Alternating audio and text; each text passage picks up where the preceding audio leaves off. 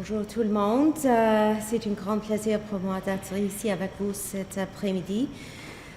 J'ai rencontré mon homologue, le secrétaire d'État David Lammy. I met this afternoon my counterpart here in the UK, Foreign Secretary David Lammy. We had a wonderful conversation. We discussed aid to Ukraine. We discussed our economic and trade relationship. And we discussed defense spending in advance of the NATO summit. Donc, je suis ici pour répondre à vos questions, si vous voulez. Minister, thank you. Shortly after you became the minister, both you and your government issued statements about the situation in Gaza, about the forcible displacement by Israel of Palestinians, about the starvation tactics, according to the United Nations, suggesting that your government was in opposition and would take steps if things didn't change. What's it going to take for things to change, and what steps? Well, thank you for the question. I want to start by saying that ensuring security in the region requires an immediate return to a ceasefire in Gaza. All remaining hostages must be released, and Hamas can have no future in Gaza. The human suffering across the region is intolerable, as the statements stated. More humanitarian assistance, especially food, must enter Gaza, and Canada will continue to work with our allies to ensure that there is dignity and security for Israelis and Palestinians alike. In terms of your specific question, we are looking at a variety of options. Would you consider recognizing a Palestinian state? We are committed to achieving a two-state solution with Israelis and Palestinians living in peace and security. Well, Israel has said they're going to create 22 new illegal settlements in those areas. If you, with respect, don't do it soon, there may not be much land left to recognize. Canada opposes Israel's approval of 22 new settlements in the West Bank. We call on Israel to reverse this decision. And what should happen with that flotilla that's heading into Gaza, possibly even this weekend? People on board say they're expecting to be stopped. How would you like that to be resolved? The security and stability of the region is paramount. It does require an immediate return to a ceasefire in Gaza, with all remaining hostages released and ensuring that Hamas has no future in Gaza. At the same time, the human suffering is intolerable, and more humanitarian assistance, including food, especially food, must be permitted to enter Gaza. Well, the statement talked about further action if nothing happens, and I know that the government here is under pressure to do something. Why not do more? As I mentioned, we are looking at a variety of options. This is an issue that is under close scrutiny at the current time. On the issue of Ukraine, President Trump yesterday used a strange analogy, likening it to two kids fighting. Is that kind of characterization helpful?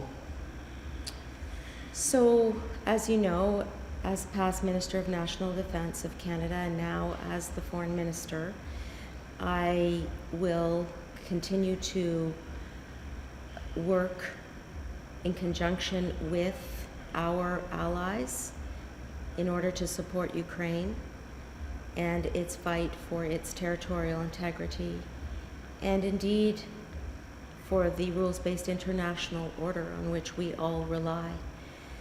This is a very difficult moment in geostrategic conflict, generally speaking.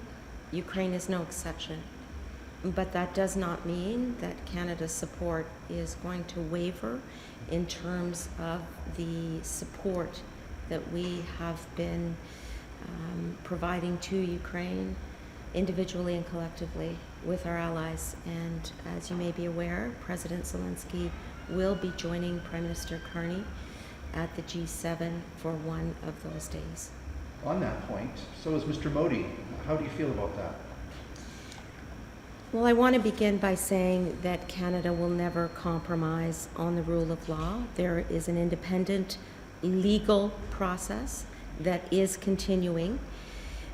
At the same time, the Prime Minister is hosting the G7. He has invited global leaders to discuss pressing global issues. And the upshot is that the long-standing relationship between Canada and India in terms of people-to-people ties and in terms of the commercial relationship will be part of that summit manifested in the invitation to Prime Minister Modi by Prime Minister Carney. Can I ask about tariffs? Did you pick David Lammy's brain at all about how Britain managed to secure a deal with the Trump administration on steel to get the tariffs removed entirely and Canada can? So I'll start off by saying that the 50% tariffs on Canadian steel and aluminum are unjustifiable and illegal, and we will work with industry across the board. I've met with CEOs of the steel industry yesterday to do whatever we can to ensure their removal.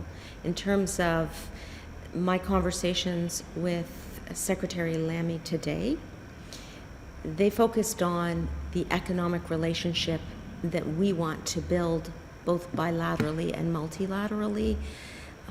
The work that I must do as foreign minister is to ensure that we are leveraging our diplomatic relationships in order to benefit the Canadian economy in its time of need as we are facing unjustified tariffs across the board. And this is certainly top of mind as I speak with my counterparts, both on the telephone and in person. Tomorrow I will be traveling to Paris to meet with Foreign Minister Barrot, and I will have a similar conversation about the need for us to expand our economic relationships, diversify our supply chains in order to grow the Canadian economy so that we are never again 80% dependent on a single country. But why can Britain score a deal and Canada can't? Is their approach better, smarter? I mean, they seem to take a more low-key approach and Canada being more aggressive, but why do they do it and Canada can't? Actually, we are continuing to have conversations with our American counterparts. I know that Minister LeBlanc in particular has been in Washington, D.C. numerous times over the past number of weeks, and those conversations are ongoing. Returning to Narendra Modi, you mentioned the commercial relationship between Canada and India. Does this say that Canada is putting commercial priorities above national security? Not at all, not one bit. There is an RCMP investigation that is ongoing. There is a legal process that is independent of the Government of Canada, full stop. And we will always respect the rule of law, and we will always respect the legal process that is occurring in our country, period. And if I may follow on, just in terms of the Sikh community in Canada, what message do you think it sends to them that Narendra Modi is coming? I hope that Canadians across the board will always know that our government stands for and respects the rule of law and legal processes. And I also want to reiterate that we will spare no expense for the safety and security of Canadian citizens, full stop.